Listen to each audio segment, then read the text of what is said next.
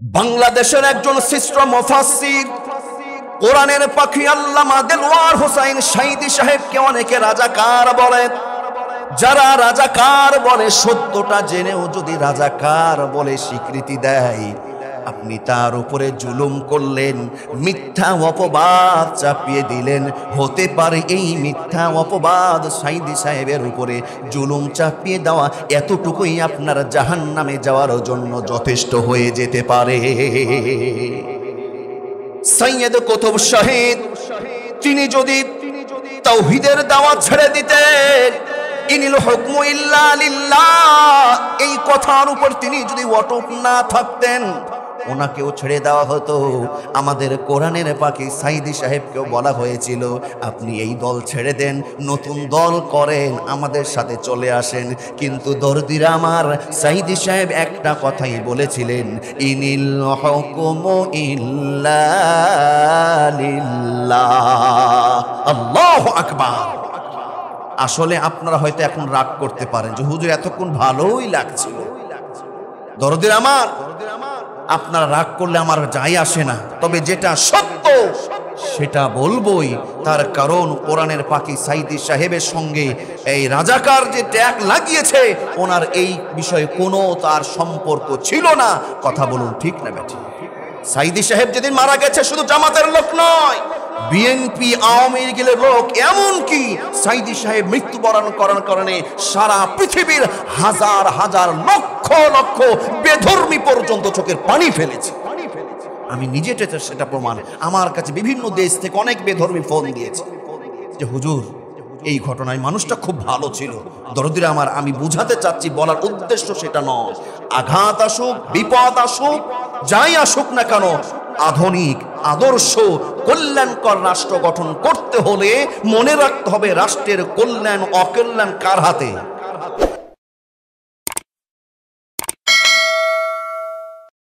বিসমিল্লাহির রাহমানির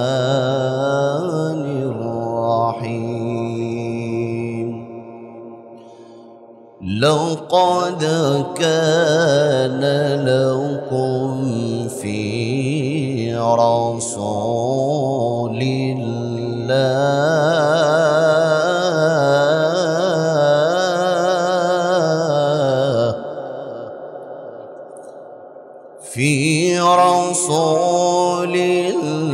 الله أسوة حسنة.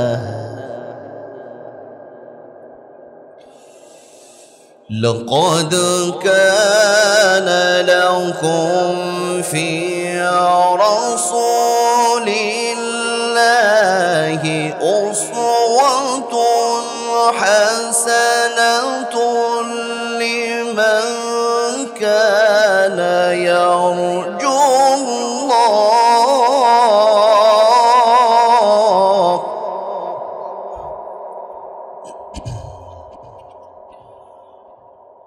أسوة حسنة لمن كان يرجو الله واليوم الآخر وذكر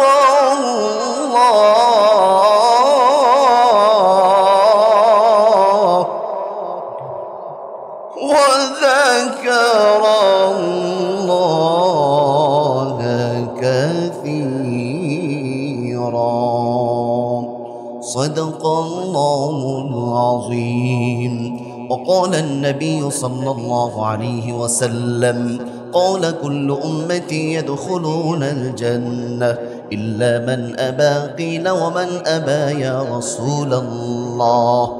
قال من أطاعني دخل الجنة ومن عصاني فقد أبى أو كما قال عليه الصلاة والسلام.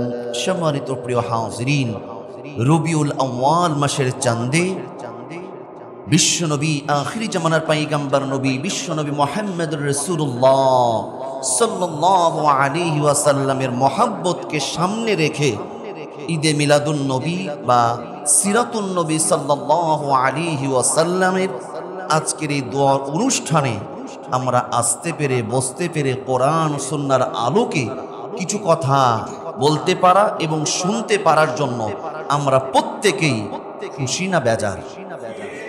আর একটু মহব্বতের সাথে বলি, খুশি না বেজার? যদি খুশি হয়ে থাকেন বেশি আওয়াজ দিতে হবে আরো দ্বিগুণ বেশি। আসুন উঁচু করে কল্লা মহব্বতের সাথে বলে উঠছি আলহামদুলিল্লাহ। অতঃপর লক্ষ কোটি দুরূদ ও সালাম পেশ করছি সেই নবীর শানে যিনি আপনার আমার দয়ার নবী, যিনি হলেন আখিরি জামানার পয়গম্বর নবী, যিনি হলেন নবীদের নবী, সর্বকালের সর্বযুগের সর্বশ্রেষ্ঠ মহামানব বিশ্বনবী মুহাম্মদুর রাসূলুল্লাহ সাল্লাল্লাহু আলাইহি ওয়াসাল্লাম। সম্মানিত প্রিয় হাজিরিন, সম্মানিত প্রিয় উপস্থিতি, আমরা যেই মহামানবের সম্পর্কে আলোচনা শুনছিলাম বা আলোচনা করব, যেই নবী সম্পর্কে আলোচনা করা, ওনার সিরাত সম্পর্কে বর্ণনা করার আমার সেই দুঃসাহস বা সে এলেম বা সে যোগ্যতা আমাদের কারো নাই। কথা ঠিক না ব্যাঠি? তিনি হলেন চরিত্রের আধার, সকল চরিত্রের উপরে যিনি প্রতিষ্ঠিত। আল্লাহ বলছেন ওয়া ইন্নাকা লাআলা খুলুকিন আযীম, ও নবী আপনি হলেন মহান চরিত্রের উপরে প্রতিষ্ঠিত। বলি না সুবহানাল্লাহ? কোন চরিত্রের কথা বলবেন? আমরা তো সব সময় শুনি যে দাওয়াত খাওয়া সুন্নাত, মধু খাওয়া সুন্নাত, আর পাগড়ি পরা সুন্নাত, দস্তরখানা পেরে খাবার খাওয়া সুন্নাত, খাবারের উচ্ছিষ্ট পড়ে গেলে তুলে খাওয়া সুন্নাত। নিঃসন্দেহে এইগুলো সুন্নাত। কথা ঠিক না ব্যাঠিক? কিন্তু আরো অসংখ্য সুন্নাত আমাদের আছে, যেই সমস্ত সুন্নাতগুলোর ধারের কাছেও আমাদের অনেককে পাওয়া যায় না। বুঝে থাকলে কথা বলুন, ঠিক না ব্যাঠিক? দরদির আমার, এই নবী কোন নবী? যিনি হলেন সেরা নবী, শ্রেষ্ঠ নবী। আমরা এমন নবীর উম্মত, যেই নবীর উম্মত হওয়ার জন্য অন্যান্য নবী রাসূলরাও আফসোস করেছে যে আল্লাহ, আমি যদি নবী রাসূল পয়গম্বর না হয়ে শেষ নবীর উম্মত হয়ে আসতে পারতাম, নিজেকে ধন্য মনে করতাম। সুবহানাল্লাহ, আল্লাহু আকবার। আপনি আমি শেষ নবীর উম্মত হওয়ার জন্য দরখাস্ত করেছিলাম, আমাদের পিতামাতা পরিবার থেকে অ্যাপ্লিকেশন করেছিল। তাহলে বলুন তো, এটা একমাত্র কার দয়া এবং কার মেহেরবানি? আমার আল্লাহর মেহেরবানি। বলুন না আল্লাহু আকবার। সম্মানিত প্রিয় হাজিরিন, আমরা কেমন নবীর উম্মত? যেই নবী শিশুদের মডেল, কিশোরদের মডেল, যুবকদের মডেল। আমার নবী স্বামী হিসাবে একজন আদর্শ মডেল, আমার নবী শ্বশুর হিসাবে মডেল, তেমন আমার নবী নানা হিসাবে মডেল। শুধু তাই নয়, আমার নবী শ্রেষ্ঠ রাষ্ট্রনায়ক হিসাবেও তিনি মডেল। বলি সুবহানাল্লাহ। আমরা এখন আধুনিক ও কল্যাণ রাষ্ট্রের বিষয়ে আমরা আলোচনা করি, কিন্তু আধুনিক ও কল্যাণ রাষ্ট্রের রূপকার আমার দয়ার নবী আজ থেকে 1500 বছর আগেই, 1400 বছর আগেই সেই সূচনা দেখিয়ে গেছেন। বলি সুবহানাল্লাহ। সম্মানিত প্রিয় হাজিরিন, আমার দয়ার নবীর 23 বছরের দাওয়াত, 23 বছরের পরিশ্রম, 23 বছরের আঘাত, 23 বছরের দাওয়াতের বিনিময়ে আমার দয়ার নবী এক আধুনিক ও আদর্শ কল্যাণ রাষ্ট্র উপহার দিয়েছিলেন। সেই রাষ্ট্রের নাম কি? মদিনা। সেই রাষ্ট্রের নাম কি? মদিনা রাষ্ট্র। আমাদের দেশে অনেক সময় বলা হয় যে আমরা মদিনা সনদের দেশ চালাবো। অনেকজন বলে, কেউ বলে মদিনার সনদে দেশ চালাবো, দেখা যায় কথার সাথে কাজের মিল। বলে যে মদিনার সনদে রাষ্ট্র চালাবো, কিন্তু দেখা যায় আমেরিকার সনদে রাষ্ট্র চালাচ্ছে, ব্রিটিশদের সনদে রাষ্ট্র চালাচ্ছে। আপনারা বোধহয় রাগ করছেন, কষ্ট পাচ্ছেন। দরদিন আমার স্মরণ, বিশ্বনবী মুহাম্মদুর রাসূলুল্লাহ সাল্লাল্লাহু আলাইহি ওয়াসাল্লামের বিভিন্ন সাইট থেকে আমরা আলোচনা শুনে আসছি। সিরাতের মাস প্রত্যেকটা মসজিদে, এমনকি আপনাদের মসজিদেও মাস জুড়ে খতিব সাহেব নবীজির জীবনী সিরাত নিয়ে আলোচনা করছে, কথা ঠিক না ব্যাঠি? কিন্তু আমাদের জন্য সবচাইতে এখন বড় যেই জিনিসটা জানা, মানা এবং প্রয়োজন, সেটা কি জানেন? আমরা বর্তমানে বাংলাদেশের জনগণ অভিভাবক শূন্য। কথা বুঝেন নাই? আমাদের রাষ্ট্রের আগামাতা কিছু আছে? আগামাতা কিছু আছে? আমরা অভিভাবক শূন্য। আমাদের আদর্শ অভিভাবক দরকার আছে না নাই? অভিভাবক যদি আদর্শ হয় তবেই একটা রাষ্ট্র আধুনিক ও কল্যাণ রাষ্ট্র হতে পারে। কথা বলুন ঠিক না বেঠিক?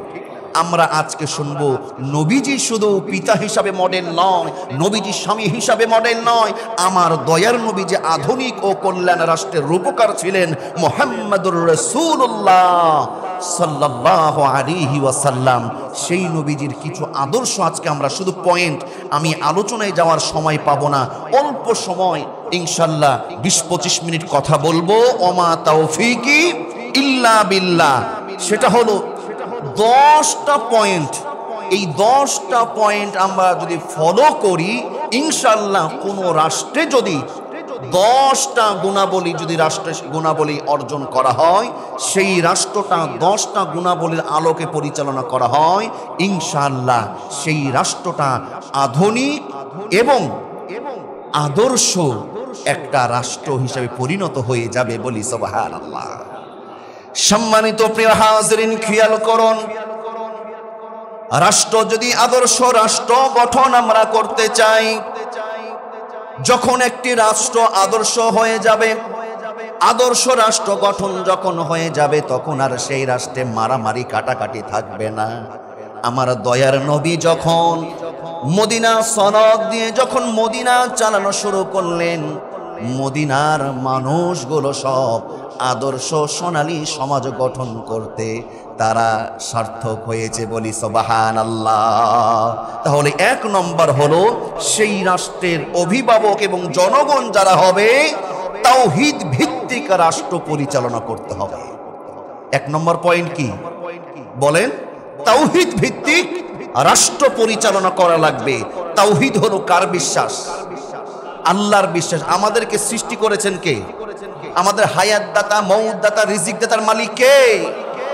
তাওহীদ ভিত্তিক রাষ্ট্র হওয়া লাগবে, যে আমি রাষ্ট্রের ক্ষমতায় আসলে যিনি রাষ্ট্রটা উন্নতি করতে পারেন, গোটা পৃথিবীর মধ্যে মডেল হিসেবে গ্রহণ করতে পারেন, তিনি আল্লাহ।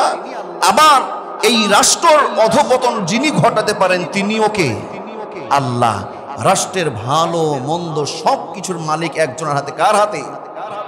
1 নম্বর হলো, যদি আধুনিক এবং আদর্শ কল্যাণকর রাষ্ট্র করতে চান, তাহলে শুধু অভিভাবকদের নয়, সাধারণ জনগণদের ভিতরেও কিন্তু তাওহীদ ভিত্তিক এই ঈমান থাকার দরকার আছে না নাই? আমার আল্লাহ বলছেন, ইনিল হুকুমু ইল্লা লিল্লাহ। সৃষ্টি যার, আইন চলবে তার। সৃষ্টি যার, আইন চলবে তার। আমাকে যিনি রিজিক দান করেন, আমাকে যিনি হায়াত দিয়েছেন, মওত দিয়েছেন, গোটা আসমান জমিন যিনি সৃষ্টি করেছেন, এক কথায় ইনিল হুকমু ইল্লা লিল্লাহ। সৃষ্টি যার, হুকুম চলবেও তার। যখন আপনি এই কথা বলবেন, তাওহীদ ভিত্তিক রাষ্ট্র গঠন করবেন, তাওহীদ ভিত্তিক ঈমানটাকে তৈরি করবেন, তখনই আপনার উপরে বিপদ মুসিবত আসবে কি আসবে না? একটু বুঝে থাকলে বলুন, আসবে কি আসবে না?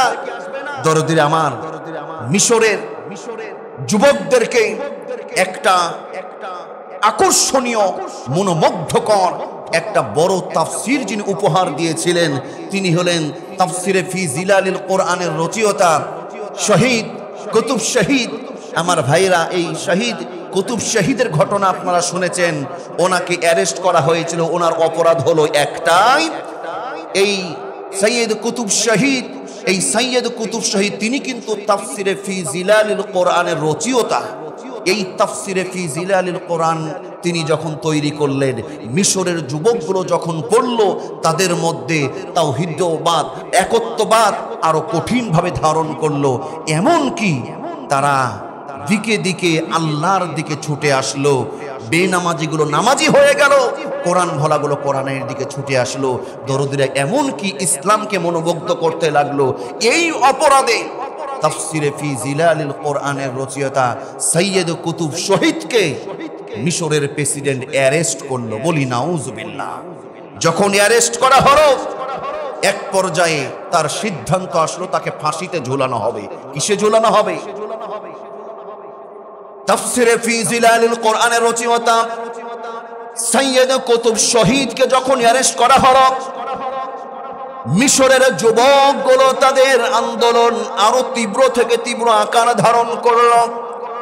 এমন এক পর্যায়ে দরদিরা আমার, এই যুবকগুলো আরো অগ্নিশর্মায় ফেটে পড়ল।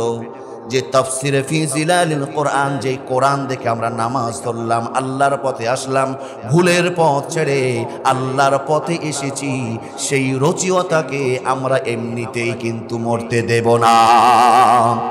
দরদিরা আমার, তাফসিরে ফি জিলালিল কোরআনের রচয়িতা সৈয়দ কুতুব শহীদকে যখন নির্দেশ প্রদান করা হলো তাকে ফাঁসিতে ঝুলানো হবে, দুনিয়ার ফাঁসিতে ঝুলানোর আগে নিয়ম হলো 1 ঘন্টা আগে তাকে কিছুক্ষণ সময় দেওয়া হয়, পবিত্রতা অর্জন করে তাকে ইমাম সাহেবকে দিয়ে কিন্তু কালেমা পড়ানো হয়। ঠিক না ব্যাঠিক?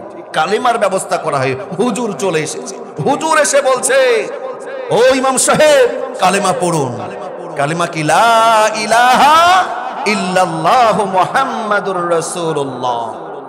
ইমাম সাহেব হাজির। তাফসিরে ফি জিলালিল কোরআনের রচয়িতা সৈয়দ কুতুব শহীদকে এবার কালেমা পড়ানোর জন্য বলছে। সৈয়দ কুতুব শহীদ বলে, ও ইমাম সাহেব, তুমি যেই কালেমা পড়াও, সরকার কালেমা পড়ানোর জন্য তোমাকে যেই সরকার টাকা দেয়, খেতে দেয়, বাড়ি দিয়েছে, কোয়ার্টার দিয়েছে, ওরে ইমাম সাহেব, এই কালেমা আর আমি এই কালেমাটা মানুষকে বুঝিয়ে দেওয়ার জন্য সেই সরকারি আজকে আমাকে ফাঁসির মঞ্চে তুলেছে। তাফসিরে ফি জিলালিল কোরআনের রচয়িতা সৈয়দ কুতুব শহীদ বলেন, ও ইমাম সাহেব, এই কালেমা তোমাকে আমাকে পড়াতে হবে না। এই কালেমার গাম্ভীর্য, এই কালেমার অর্থ, এই কালেমার গুরুত্ব তোমার চাইতে আমার বেশি জানা আছে। এই কালেমা এবং এই কোরআন দিয়ে কালেমার অর্থটা মিশরের যুবকদের কলিজায় আমি ঢুকিয়ে দিয়েছি। একত্ববাদ, তাওহীদের তাদের মজা আমি তাদের মধ্যে ঢুকিয়ে দিয়েছি। আজকে মিশরের যুবকগুলো বলতে বাধ্য হয়েছে, ইনিল হুকমু ইল্লা লিল্লাহ, সৃষ্টি চলবে সৃষ্টি, যার আইন চলবে তার। এই কারণেই এই কালেমার জন্যই আজকে আমাকে ফাঁসিতে ঝুলানো হচ্ছে। বলি নাউজুবিল্লাহ। বিপদ আসবে, মুসিবত আসবে, তারপরেও তাওহীদ ভিত্তিক রাষ্ট্র তৈরি করার জন্য আমাদেরকে প্রাণপণ চেষ্টা করার দরকার আছে না নাই? আমার ভাইয়েরা, আল্লাহর নবী রক্তাক্ত হয় নাই, আল্লাহর নবী উহুদের ময়দানে যায় নাই, যিনি হলেন আখির জামানার পয়গম্বর নবী, যেই নবীজি জান্নাতের ফিতা না কাটলে আপনি আমি দূরের কথা, অন্যান্য নবী রাসূল জান্নাতের চেহারা দেখতে পারবে না, সেই নবীজি উহুদের ময়দানে দান্দার মোবারক শহীদ হয়েছে। আল্লাহ চাইলে তো ওই নবীজিকে শুধুমাত্র মসজিদে বসিয়ে থেকে হালুয়া রুটি মসজিদে বসিয়ে থেকে জান্নাতে খাবার খেয়ে জীবন পার করাতে পারতেন। নবীজিকে তায়েফের ময়দানে, উহুদের ময়দানে রক্তাক্ত করতেন না। কথা বলুন ঠিক কিনা? রাগ করবেন না, বোঝানোর জন্য বলছি। বাংলাদেশের একজন শ্রেষ্ঠ মুফাসসির, কোরআনের পাখি আল্লামা দেলওয়ার হোসাইন সাঈদী সাহেবকে অনেকে রাজাকার বলে। যারা রাজাকার বলে, সত্যটা জেনেও যদি রাজাকার বলে স্বীকৃতি দেয়, আপনি তার উপরে জুলুম করলেন, মিথ্যা অপবাদ চাপিয়ে দিলেন। হতে পারে এই মিথ্যা অপবাদ সাঈদী সাহেবের উপরে জুলুম চাপিয়ে দেওয়া এতটুকুই আপনার জাহান্নামে যাওয়ার জন্য যথেষ্ট হয়ে যেতে পারে। সৈয়দ কুতুব শহীদ তিনি যদি তাওহীদের দাওয়াত ছেড়ে দিতেন, ইনিল হুকমু ইল্লা লিল্লাহ, এই কথার উপর তিনি যদি অটুট না থাকতেন, ওনাকেও ছেড়ে দেওয়া হতো। আমাদের কোরআনের পাখি সাইদি সাহেবকেও বলা হয়েছিল, আপনি এই দল ছেড়ে দেন, নতুন দল করেন, আমাদের সাথে চলে আসেন। কিন্তু দরদিরা আমার, সাইদি সাহেব একটা কথাই বলেছিলেন, ইনিল হুকুমু ইল্লা লিল্লাহ। আল্লাহু আকবার। আসলে আপনারা হয়তো এখন রাগ করতে পারেন যে হুজুর এতক্ষণ ভালোই লাগছিল। দরদির আমার, আপনারা রাগ করলে আমার যাই আসে না, তবে যেটা সত্য সেটা বলবই। তার কারণ কোরআনের পাখি সাইদি সাহেবের সঙ্গে এই রাজাকার যে ট্যাগ লাগিয়েছে, ওনার এই বিষয়ে কোনো তার সম্পর্ক ছিল না। কথা বলুন ঠিক না বেঠিক? সাইদি সাহেব যেদিন মারা গেছে, শুধু জামাতের লোক নয়, বিএনপি আওয়ামী লীগের লোক, এমনকি সাইদি সাহেব মৃত্যুবরণ করার কারণে সারা পৃথিবীর হাজার হাজার লক্ষ লক্ষ বেধর্মী পর্যন্ত চোখের পানি ফেলেছে। আমি নিজে সেটা প্রমাণ। আমার কাছে বিভিন্ন দেশ থেকে অনেক বেধর্মী ফোন দিয়েছে যে হুজুর এই ঘটনায় মানুষটা খুব ভালো ছিল। দরদিরা আমার, আমি বুঝাতে চাচ্ছি, বলার উদ্দেশ্য সেটা নয়। আঘাত আসুক, বিপদ আসুক, যাই আসুক না কেন, আধুনিক আদর্শ কল্যাণকর রাষ্ট্র গঠন করতে হলে মনে রাখতে হবে রাষ্ট্রের কল্যাণ অকল্যাণ কার হাতে। এক নম্বর হলো অবশ্যই অবশ্যই তাওহীদ ভিত্তিক রাষ্ট্র, তাওহীদ ভিত্তিক বিশ্বাস নিয়ে রাষ্ট্র তৈরি করতে হবে। আমার দয়ার নবী যেই বিশ্বাস ইমানদার মুসলমান সাহাবীদেরকে দিয়ে মদিনার রাষ্ট্র তৈরি করেছিলেন, বলি সুবহানাল্লাহ। আল্লাহ সুবহানাহু ওয়া তাআলা বলেন, লাকাদ কানা লাকুম ফি রাসূলিল্লাহি উসওয়াতুন হাসানা। আল্লাহ বলছেন উসওয়াতুন হাসানা, আমার বন্ধু রাসূলুল্লাহর মধ্যে তোমাদের জন্য উত্তম আদর্শ রয়েছে, বলি সুবহানাল্লাহ। সবার জন্য নয়, কাদের জন্য? উসওয়াতুন হাসানা কাদের জন্য?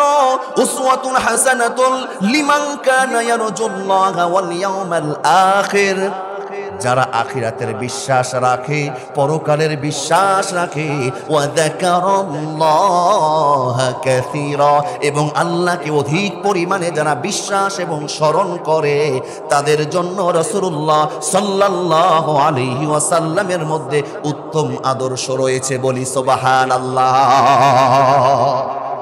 পরকালের উপরে, আখিরাতের উপরে আমাদের বিশ্বাস আছে না নেই?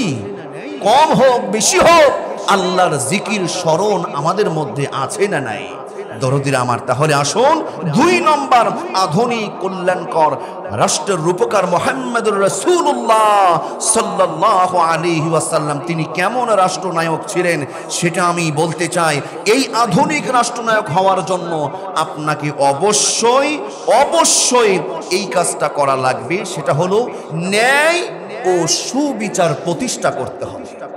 সমাজে, রাষ্ট্রে যদি ন্যায় ও সুবিচার প্রতিষ্ঠা না থাকে, হাজার বছরেও সেই রাষ্ট্রটা আদর্শ কল্যাণকর রাষ্ট্র হতে পারে না। অবশ্যই ন্যায় এবং সুবিচার প্রতিষ্ঠা করতে হবে। সেটা ডাইরেক্ট রাষ্ট্র চলে যায় নাকি ঘর থেকেই? আপনার ঘরে ন্যায় বিচার আগে প্রতিষ্ঠা করেন। ছেলেকে দেবেন, মেয়েকে দেবেন না, জামাইকে দিবেন, ছেলেকে দেবেন না, ছোট ছেলেকে বেশি দিবেন, বড় ছেলেকে কম দিবেন, এমনটা করলে চলবে? কারো একাধিক স্ত্রী থাকতে পারে, ছোট বউকে বেশি দিবেন, বড় বউকে দেবেন না, এটা করলে চলবে। ন্যায় ও সুবিচার থাকতে হবে। আল্লাহ রাব্বুল আলামিন বলছেন, ইন্নাল্লাহা ইয়া'মুরুকুম আন তুআদ্দুল আমানাতি ইলা আহলিহা, যার আমানতদার লোকদের হাতে আমানতটা পৌঁছিয়ে দাও। যারা রাষ্ট্রের অভিভাবক যারা হবে, রাষ্ট্রনায়ক যারা হবে, সমস্ত জনগণ, রাষ্ট্রের জনগণগুলো, রাষ্ট্রের অভিভাবকদের কাছে সমস্ত জনগণগুলো, রাষ্ট্রের অধীনে রাষ্ট্রের অভিভাবক যারা হবে তাদের কাছে আমানত। কথা ঠিক না বেঠিক? কথা কি বুঝতে পারছেন?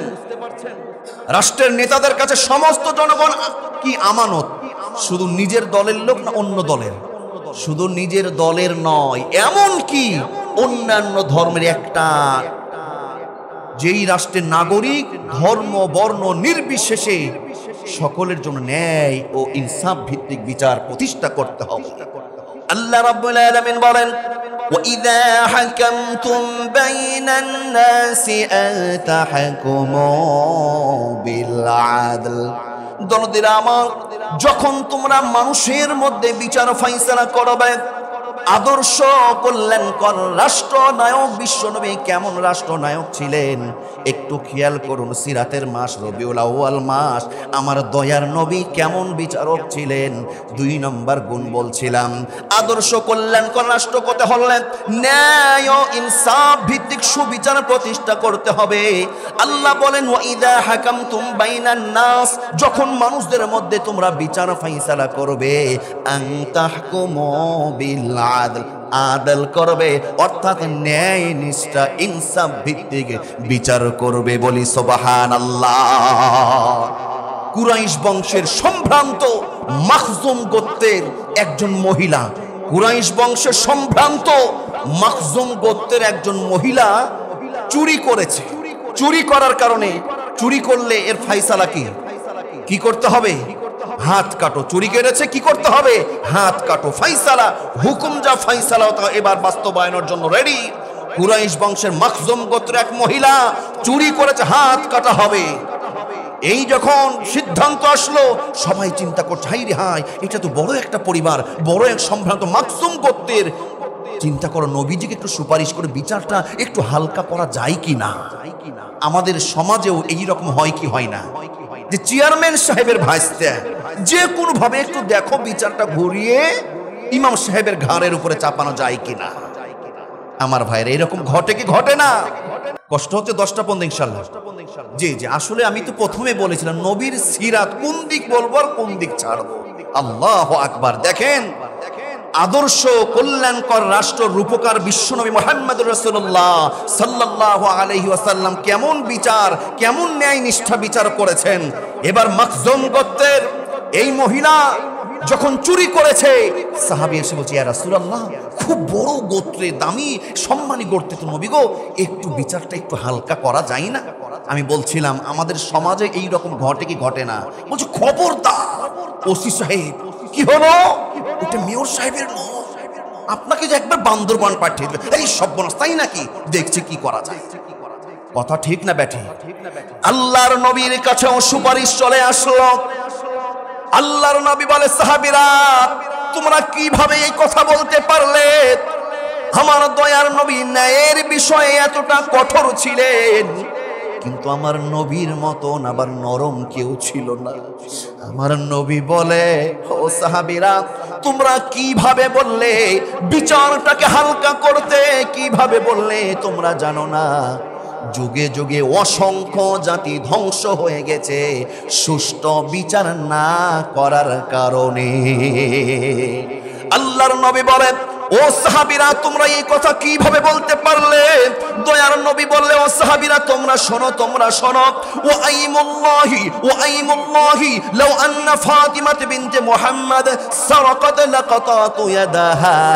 আল্লাহর নবী বলে, সাহাবীরা মাখজুম গোত্রের এই মহিলা চুরি করেছে, এটা বিষয় নয়। ওয়াল্লাহি আল্লাহর কসম, এই মহিলার বিষয়, এই মহিলার জায়গায় যদি আমি নবী আমার মেয়ে ফাতেমাও যদি চুরি করত, ফাতেমার হাতটা কেটে ফেলতে আমি এক মুহূর্ত দেরি করতাম না। আল্লাহু আকবার। এইরকম ন্যায় নিষ্ঠাবান সুষ্ঠু বিচার করতে হবে। আর দল আছে আমার, বিচার আছে আমার। ক্ষমতাই নাই যার, ক্ষমতা যার নাই, বিচার নাই তার। কথা ঠিক না ব্যাঠি?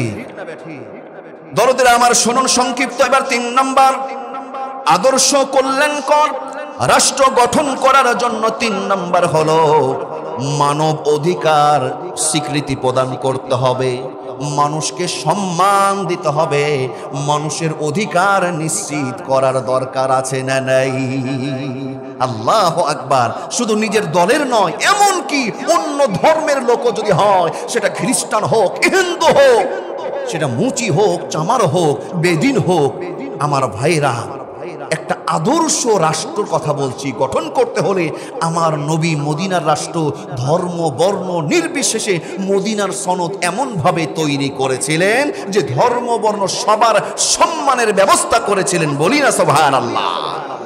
আদর্শ কল্যাণকর রাষ্ট্র হতে হলে অবশ্যই মানব অধিকার স্বীকৃতি দিতে হবে, মানুষের সম্মান নিশ্চিত করতে হবে। আমি বলছিলাম 3 নাম্বার হলো মানব অধিকার নিশ্চিত করা, মানুষের সম্মান নিশ্চিত করা। 4 নাম্বার হলো রাষ্ট্র, আধুনিক রাষ্ট্র রূপকরণের জন্য নবীজির হলো বিচার বিভাগের স্বাধীনতা থাকা লাগবে। বিচার বিভাগের আমার দেশে স্বাধীনতা আছে? একটু আস্তে বলুন, আছে? বিচার বিভাগের স্বাধীনতা থাকবে, বিচার চলবে বিচারের গতিতে, কিন্তু বিচার চলে মোবাইলের গতিতে। আপনারা বোধহয় রাগ করছেন গো, কথা ঠিক না বেঠিক?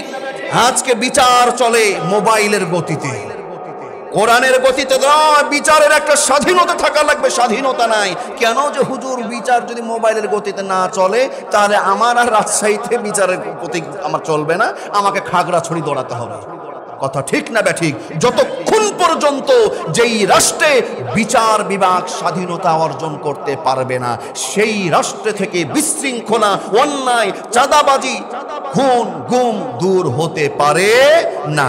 ব্যাখ্যা যেতে পারলাম না। 5 নম্বর হলো রাষ্ট্রে দিন কায়েমের ভূমিকা রাখতে হবে, রাষ্ট্রে দিন ইসলাম প্রতিষ্ঠা করতে হবে।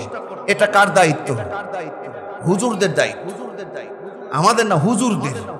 দেখতেই তো পাচ্ছেন আজকে সাইদি সাহেব অপরাধী কেন, আল্লামা মামুনুল হক সাহেব অপরাধী কেন, ছোট্ট মানুষ রফিকুল ইসলাম মাদানী সাহেব অপরাধী কেন, আজিজুল হক সাইকুল হাদিস ওনাকে তো দুনিয়া থেকে বিদায় করেছে। দরদির আমার, আল্লাহর যারা আলেম, নবীজির ওয়ারিস, আল উলামা ওয়ারাসাতুল আম্বিয়া, ওয়ারিসরা একটু বেশি ভূমিকা পালন করে এই কাজটা, বিধায় তারা অপরাধী। কথা ঠিক না বেঠিক? কিন্তু আসলে এই দায়িত্বটা শুধু আলেমদের না সবার? সবার কেন? আপনি আমি সাধারণ সলিমুদ্দি কলিমুদ্দি, দরদিরা আমার, এই দায়িত্ব তো আল্লাহর নবী তিনি নিজে দিন কায়েমে, তিনি জিহাদের ময়দানের সামনে থেকে তিনি নেতৃত্ব দিয়েছেন। বলি সুবহানাল্লাহ। তাহলে দিন কায়েমে, রাষ্ট্রে দিন কায়েম এবং ইসলাম প্রতিষ্ঠা করার জন্য আমাদেরকে ভূমিকা পালন করতে হবে। সামনে থেকে না পিছন থেকে? আল্লাহর নবী সামনে থেকে না পিছন থেকে করেছেন? কিন্তু আমাদের বাংলাদেশে চলে নেতা, বড় লিডাররা পিছনে। এই যে বৈষম্য বিরোধী আন্দোলনে আপনি এখনো পঙ্গু হাসপাতালে যান, অ্যাপোলো হাসপাতালে যান, ঢাকা হাসপাতালে যান, কয়জন নেতা পাবেন? সব কর্মী। কথা ঠিক না বেঠিক? যারা ইসলামী দল করে, যারা কোরআনের দল করে, আল্লাহর নবীর যারা প্রিয় আশেক হবে, আমার দয়ার নবী তিনি মদিনার রাষ্ট্র, আধুনিক রাষ্ট্র এমনিতে হয় নাই। সারা পৃথিবীর জন্য আধুনিক কল্যাণকর আদর্শ মডেল রাষ্ট্র এমনিতে হয় নাই। আমার দয়ার নবী বিশ্ব নবীজি হওয়ার পরেও উহুদের ময়দানে দয়ার নবী লোহার হেলমেট পরে উহুদের ময়দানে যুদ্ধ করেছেন। বলি সুবহানাল্লাহ। নবীর প্রতি যদি আপনার মহব্বত থাকে, খেয়াল করুন, বিশ্ব নবী লোহার হেলমেট পরেছে, তারপরেও কাফের মুশরিকদের আঘাতে আমার দয়ার নবীর হেলমেট ভেদ করে মাথার মধ্যে, নবীজির মাথার মধ্যে লোহা ঢুকে গেছে। আবু উবাইদা নামক একজন সাহাবী এই দৃশ্য দেখে আবু উবাইদা মুখটা আগিয়ে দিয়ে নবীজির মাথা থেকে লোহাটা বের করে। বের করার সঙ্গে সঙ্গে আবু উবাইদার সামনের দিককার কয়েকটা দাঁত ঝরে পড়ে যায়। আল্লাহর নবী বলে, আবু উবাইদা রে, ও আবু উবাইদা, তুমি দাঁত দিয়ে কেন আমার মাথা থেকে লোহা বের করলে? ও আবু উবাইদা, তুমি তো ইচ্ছা করলে হাত দিয়েও বের করতে পারতে। আবু উবাইদা, তুমি দাঁত দিয়ে লোহাটা বের করার কারণে তোমার না মুখটা রক্তাক্ত হয়ে গেল, তোমার দাঁত পড়ে গেল। আবু উবাইদা বলে, ইয়া রাসূলুল্লাহ, ইসলাম দিন প্রতিষ্ঠার জন্য আপনি নিজে আহত হয়েছেন, রক্তাক্ত হয়েছেন। নবী গো, আপনার মাথা থেকে এই লোহাটা বের করতে গিয়ে শুধু আমার দাঁত কেন, আমার কলিজাও যদি ফেটে যেত, নবী গো, আমি বিন্দু মাত্র কষ্ট নিতাম না। আল্লাহর নবী নিজে দিন কায়েমের জন্য, ইসলাম প্রতিষ্ঠার জন্য কাজ করেছে। আমাদেরকেও কাজ করার দরকার আছে না নাই? দরদের আমার 6 নম্বর শুনুন, ক্ষমতায় যারা আসবে চারটা কাজ করবে তারা। আপনারা ডিসাইড করুন কাদেরকে ক্ষমতায় আনলে এই চারটা কাজ তারা করবে। আল্লাযীনা ইম্মাক্কান্নাহুম ফিল আরদ আকামুস সালাহ ওয়া আতাউজ যাকাহ ওয়া আমারু বিল মারুফ ওয়া নাহাউ আনিল মুনকার। আমার দয়ালু নবী যে এই চারটা কাজ করেছেন, যারা ক্ষমতায় আসবে, যারা এই চারটা কাজ করবে, এক নম্বর নামাজ কায়েম করবে। নামাজ পড়ার দরকার আছে না নাই? নাকি শুধু জিলাপি বিরিয়ানি খেলেই এনাফ? এক নম্বর নামাজ কায়েম করবে, যাকাত প্রতিষ্ঠা করবে। তিন নম্বর ভালো কাজের আদেশ দেবে, ওয়ানাহাউ আনিল মুনকার, এবং মন্দ কাজে বাধা প্রদান করবে। এই চারটা কাজ যদি করতে পারে, আমার আল্লাহ চাইতো রাষ্ট্রটাকে আধুনিক কল্যাণকর রাষ্ট্র হিসাবে কবুল করে নিবে। 7 নম্বর শূরা ও পরামর্শের ব্যবস্থা রাখতে হবে। মন যা গেল সেটা আমি বলে দিলাম, মন বলল ধর একসানে যা, নাম সবকে উড়িয়ে দে না। আল্লাহর নবীর আদর্শ হলো নবীজির কাছে সরাসরি আল্লাহর পক্ষ থেকে ওহী আসতো, তারপর নবীজি সাহাবীর কাছ হাতে সাহাবীদের সঙ্গে পরামর্শ করতেন। বলি সুবহানাল্লাহ। এটা একটা বিধান, শুধু পয়েন্টগুলো শুনুন। 7 নম্বর শূরা বা পরামর্শ করতে হবে, তবেই সেই রাষ্ট্র সুন্দর গতিতে চলবে। নবীজির কাছে সরাসরি ওহী আসতো কার কাছ থেকে? আল্লাহর কাছ থেকে ওহী আসতো। তাহলে তো আল্লাহর পক্ষ থেকে ওহী আসলে আর সাহাবীদের কাছে, সাধারণ মানুষের কাছে পরামর্শ করার কোনো দরকার ছিল? তারপরেও আল্লাহ নির্দেশ দিয়েছে, নবী গো আপনি আপনার সাথী, আপনি সাহাবীদের কাছ থেকে পরামর্শ করুন, জিনিসটা সুন্দর হবে। পরামর্শ না করলে একা একা হিটলারি করে যারা, বেশি বেশি ভুল করে তারা। একটা ভুলের কারণেই স্বৈরাচারের পতন হয়েছে। কথা ঠিক না ব্যাঠিক? রাগ করে না, রাগ করলে মাফ করে দিয়েন। একটা ভুলের কারণে, এটা ভুল করা যাবে না, পরামর্শ করতে হবে। 8 নম্বর হলো শিক্ষার বিস্তার ঘটাতে হবে। যেই দেশের নাগরিক যত শিক্ষিত হবে, সেই দেশটা তত আধুনিকতা লাভ করবে। যেই দেশের যত আধুনিকতার ছোঁয়া আসবে, সেই দেশে তত শান্তি নেমে আসবে, তত বরকত আসবে। এই জন্য শিক্ষার বিকল্প কিছু নাই। শিক্ষার মান আমাদের উন্নয়ন করার দরকার আছে না নাই? কিন্তু উন্নয়ন করব কিভাবে? ধর্মীয় শিক্ষক বাদ দিয়ে গানের শিক্ষক নিয়োগ আজকে করা হচ্ছে। কথা বলুন ঠিক না ব্যাঠিক? ব্যাখ্যায় যেতে পারছি না। 9 নম্বর নারী ও শিশুদের অধিকার নিশ্চিত করতে হবে। এই নারী আর শিশুদের কোন অধিকার ছিল? এই নারী ও শিশুদের অধিকার আমার দয়ার নবী, মায়ার নবী আদর্শতে দেখিয়ে দিয়েছে কিভাবে করতে হয়। 9 নম্বর। 10 নম্বর হলো রাষ্ট্রের অর্থনৈতিক উন্নয়ন ও দারিদ্রতা বিমোচন ঘটাতে হবে। এটা আমরা প্রত্যেকেই চাই, ঠিক না ব্যাটি? রাষ্ট্রের উন্নয়ন কিন্তু সবাই চাই না, নিজের পকেটের উন্নয়ন অনেকে চায়। দেখেন এত কিছু, আলহামদুলিল্লাহ 64 জেলার মধ্যে প্রায় কয়েকটা জেলা, বাকি সব জেলা ঘোরা হয়ে গেছে। দেখলাম 16 বছরে রাস্তাঘাটের উন্নয়ন, এই দিক সেই দিক কোনো দিক কি নাই, কিন্তু উন্নয়ন হয়েছে একতরফা। কিছু কিছু মানুষের টাকা পয়সা, বেগম পাড়ায় বাড়ির কোনো অভাব নাই, আবার কিছু মানুষের ঘরে চাল নাই, কিছু মানুষের ঘরে থাকার জায়গা নাই, 3 বেলা খাওয়ার মতন ব্যবস্থা নাই। কথা ঠিক না ব্যাঠি? তাহলে নিজের একার পকায় উন্নয়ন করার জন্য না, নিজের জামাইকে একবারে প্রতিষ্ঠিত করার জন্য নয়, নিজের দলকে প্রতিষ্ঠিত করার জন্য নয়, আমার ভাইয়েরা রাষ্ট্রের প্রত্যেকটা নাগরিক জনগণের উন্নয়ন করতে হবে, রাষ্ট্রের অর্থনৈতিক উন্নয়ন ঘটাতে হবে এবং দারিদ্রতা বিমোচন করার জন্য চেষ্টা করতে হবে। তাহলে আসুন আল্লাহ সুবহানাহু ওয়া তাআলা আমাদের এই রাষ্ট্রটাকে এই সিরাতের মাস থেকে আমরা নবীজি মুহাম্মদুর রাসূলুল্লাহ সাল্লাল্লাহু আলাইহি ওয়াসাল্লাম, তিনি আধুনিক ও আদর্শ কল্যাণকর রাষ্ট্রের রূপকার ছিলেন। নবীর আদর্শ দিয়ে আমাদের দেশটাকে, সমাজটাকে, রাষ্ট্রটাকে সুন্দরভাবে আল্লাহর দয়া দিয়ে সাজানোর তৌফিক দান করুন, আমিন। আখির দাওয়ানা আনিল হামদুলিল্লাহি রাব্বিল আলামিন। আমরা দোয়া করব, ইস্তিগফার পড়ি। আস্তাগফিরুল্লাহ মিন কুল্লি যামবিন ওয়া আতুবু ইলাইহি লা حول ولا قوة إلا بالله العلي العظيم. أستغفر الله أستغفر الله أستغفر الله أستغفر الله الذي وأتوب إليه لا حول ولا قوة إلا بالله العلي العظيم. اللهم آمين. ربنا ظلمنا أنفسنا وإن لم تغفر لنا وترحمنا لنكونن من الخاسرين. ربنا تقبل منا إنك أنت السميع العليم وتب علينا يا مولانا إنك أنت التواب الرحيم وأسمان الزمين المالك আমাদের হায়াত মত রিজিকের মহান প্রতিপালক আল্লাহ সুবহানাহু ওয়া তাআলা আমাবো তুমি একটু নজর করে দেখো রে মাওলা আমি গুনাহগার পাপী আমার সঙ্গে আল্লাহ হাফেজ আলেমদেরকে নিয়ে হাত তুলে ধরেছি অসংখ্য জ্ঞানী গুণী বান্দাদেরকে নিয়ে হাত তুলে ধরেছি হাজী গাজীদেরকে নিয়ে হাত তুলে ধরেছি আল্লাহ তোমার অনেক মাজলুম বান্দাদেরকে নিয়ে হাত তুলে ধরেছি ওগো আল্লাহ তুমি না বলেছো যখন কোন মুরব্বী তোমার দরবারে হাত তোলে সেই হাতগুলো তুমি ফিরিয়ে দিতে বড়ই লজ্জাবোধ করো আল্লাহ গো আজকে আমাদের সঙ্গে এই রকম অসংখ্য তোমার মেহমান দাড়ি চুল সাদা হয়ে গেছে মুরব্বী বাবাজিরা হাত তুলে ধরেছে ও আল্লাহ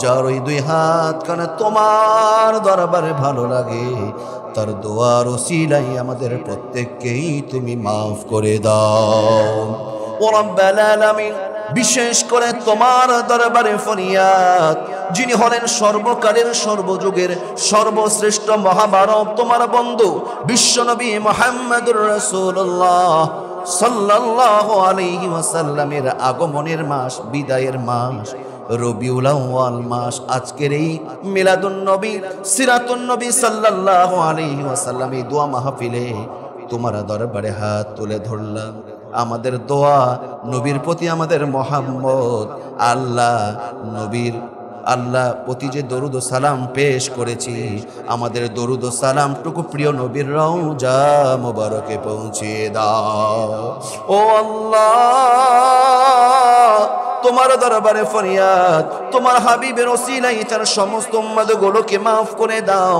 সকল সাহাবা আজমাইন তাবে তাবিন খুলাফা রাশিদিন ওলি আল্লাহ গাউস কুতুব পীর মাশায়েখ হাফেজ কারি মুফতি মুহাদ্দিস ইমাম মুয়াজ্জিন নারী পুরুষ যারাই বিদায় নিয়েছে আজকের দোয়ার অনুষ্ঠানকে কেন্দ্র করে আল্লাহ রবিউল মাসের ওসিলায় প্রত্যেকের কবরটাকে তুমি জান্নাতের বাগান বানিয়ে দাও ও আল্লাহ তাআলা বিশেষ করে আল্লাহ যেই মসজিদে বসে দোয়া করছি আল্লাহ যারা এই সিরাতের মাহফিলের আয়োজন করলো টাকা দিল পয়সা দিল অর্থ দিল তাবারকের ব্যবস্থা করলো এবং দূর দূরান্ত থেকে যারা ছুটে আসলো আমাদের সকলের জন্য আজকের মোনাজাতটা দোয়া মাহফিলটা নাজাতের ওসিলা বানিয়ে দাও ও আল্লাহ তোমার কাছে দোয়ার ফরিয়াদ এই মসজিদ আল্লাহ এই মসজিদের জন্য যারা জায়গা দিয়েছিল জমি দিয়েছিল রোড আল্লাহ রড বালি সিমেন্ট টাকা পয়সা শ্রম দিয়েছিল আজকে অনেকেই তারা কবরে চলে গেছেন তাদের জন্য প্রাণ ভরে দোয়া করি মেহেরবানি করে তাদেরকেও তুমি জান্নাতের মেহমান বানিয়ে নাও ও আল্লাহ আমার সঙ্গে যারা হাত তুলে ধরেছে অনেকেরই মা নাই বাবা নাই ওই মা বাবা অন্ধকার গহীন কবরে কি অবস্থায় আছে আমাদের জানা নাই মেহেরবানি করে আমাদের প্রত্যেকের মা বাবাগুলোকে মাফ করে দাও আমাদের পিতা মাতা শ্বশুর শাশুড়িগুলোকে ক্ষমা করে দাও আল্লাহ যার দোয়া ভালো লাগে তার দোয়ার ওসিলায় তোমার হাবিবের ওসিলায় আমাদের ভাই বোন দাদা দাদি নানা নানি চাচা চাচি মামা মামি খালা খালু শ্বশুর শাশুড়ি পিতা মাতাগুলোকে ক্ষমা করে জান্নাতের মেহমান তুমি বানিয়ে নাও আল্লাহ আমাদের পিতা মাতাগুলোকে তুমি যদি আযাব দাও আল্লাহ তুমি যদি শাস্তি দাও কোনো লাভ তোমার হবে না তাদেরকে তুমি যদি জান্নাতি ঘোষণা করে দাও কেউ তোমাকে বাধা দেওয়ার শক্তি রাখে না দয়া করে মেহেরবানি করে আমাদের ভুলের দিকে না তাকিয়ে তুমি নিজ গুণে আমাদের মুরব্বি আত্মীয় স্বজন মা বাবাগুলোকে মাফ করে দাও এই ডিঙ্গাডোবা ব্যাংক কলোনি আল্লাহ ভাটাপাড়া মহিষবাতান আলীগঞ্জ আশেপাশে যতগুলো কবরস্থান রয়েছে প্রত্যেকটা নারী পুরুষকে মাফ করে দাও ও মাওলাই করিম, তোমার দরবারে ফরিয়াদ আমার স্যার, আল্লাহ তোমার বান্দা নুরুল ইসলাম মনি, আল্লাহ স্যারকে তুমি কবুল করে নাও, দেশের দশের বেশি বেশি খেদমত করার জন্য মঞ্জুর করে নাও। যত মুরব্বী হাত তুলে ধরেছে, মসজিদের কমিটি যারা হাত তুলে ধরেছে, আল্লাহ ইমাম সাহেব, আল্লাহ মুয়াজ্জিন সাহেব যারা হাত তুলে ধরেছে, আল্লাহ প্রত্যেকের জন্য দোয়া করি, আমাদের প্রত্যেকের মনে নেক মাকসাদ গুলো তুমি পূরণ করে দাও। আল্লাহ অসংখ্য মুরব্বী আছে, মাজায় ব্যথা, কারো মাথায় ব্যথা, কারো হাই প্রেশার, লো প্রেশার, কারো ডায়াবেটিস, আবার এমনও হতে পারো কারো ক্যান্সার হয়ে গেছে, আমরা জানি না। ও আল্লাহ, আমাদের প্রত্যেকটা দেহটাকে সম্পূর্ণ রোগ ব্যাধি বালা মুসিবত থেকে তুমি হেফাজত ফরমাও, আমাদের শারীরিক সুস্থতা বানিয়ে দাও, মা বোন মেয়েগুলোকেও মাফ করে দাও, আমাদের মা বোনদের ঈমান আমলগুলো কবুল করে নাও, তাদের শারীরিক সুস্থতা বানিয়ে দাও, আমাদের ছেলে মেয়েগুলোকেও তুমি মাফ করে দাও। ও দয়ার আল্লাহ, আমাদের যাদের পিতা মাতা জীবিত, প্রত্যেকটা পিতা মাতাকে সুস্থতার সাথে ঈমান আমলের সাথে আমাদের পিতা মাতা গুলো নেক হায়াত তুমি বাড়িয়ে দাও। ও আল্লাহ তাআলা, তোমার দরবারে ফরিয়াদ, এই বাংলাদেশ আমাদের এই রাষ্ট্র, ছোট্ট রাষ্ট্র, গরিব দেশ, ছোট্ট দেশ, আল্লাহ আমাদের ভুলের দিকে তুমি লক্ষ্য না করে তোমার দয়া দিয়ে আধুনিক আল্লাহ আদর্শ কল্যাণকর একটি সুন্দর রাষ্ট্র হিসাবে তুমি কবুল করে নাও। দেশের সার্বভৌমত্ব রক্ষার্থে আল্লাহ দলাদলি ভুলে গিয়ে, আল্লাহ তাআলা দল মত ধর্ম বর্ণ নির্বিশেষে আমরা সকলেই এক হয়ে দেশের কল্যাণে, মানবতার কল্যাণে, দেশের উন্নয়নের জন্য, সার্বভৌমত্ব রক্ষার জন্য আমরা কাজ করতে পারি, তুমি কবুল আর মঞ্জুর করে নাও। আল্লাহুম্মা গফিরলি আবি ওয়া সকলে পড়ুন, রব্বির হামহুমা কামা রব্বায়ানি সগীরা, রব্বির হামহুমা কামা রব্বায়ানি সগীরা। সুবহান রাব্বিকা রাব্বিল ইজ্জাতি আম্মা ইয়াসিফুন ওয়া সালামুন আলাল মুরসালিন ওয়ালহামদুলিল্লাহি রাব্বিল আলামিন। রব্বাল আলামিন, আমরাও যেই দিন যেই সময় বিদায় নিব, মালাকুল মউত যেই সময় তুমি আমাদের সামনে হাজির করে দিবে, ওই মুহূর্তে আমাদের সকলের জবানে ওই মধুর কালিমা তুমি জারি করে দিও, লা ইলাহা ইল্লাল্লাহু